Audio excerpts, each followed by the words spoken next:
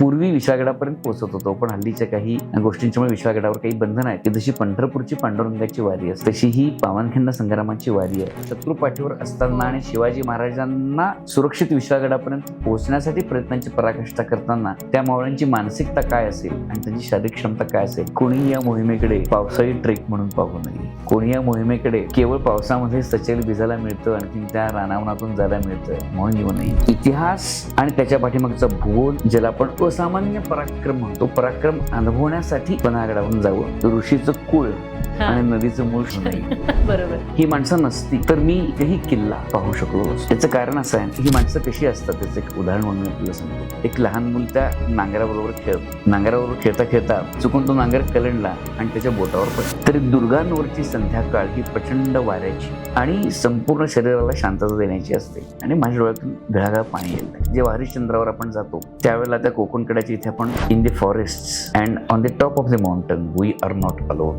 एकच किल्ला तिन्ही ऋतूत वेगवेगळा असतो. एकच जागा तीन ऋतूत वेगवेगळी असते. तर ही शिवाजी राजांची वाट. इथे शिवाजी महाराज राहतात. महाराष्ट्रामध्ये किल्ले आणि शिवाजी महाराज एकमेकांच्या पासून विलग करता येणं कदापिही शक्य नाही. खऱ्या अर्थाने माणूस म्हणून जगायचं असेल तर त्याची शेवटची पायरी ही शिवाजी महाराज.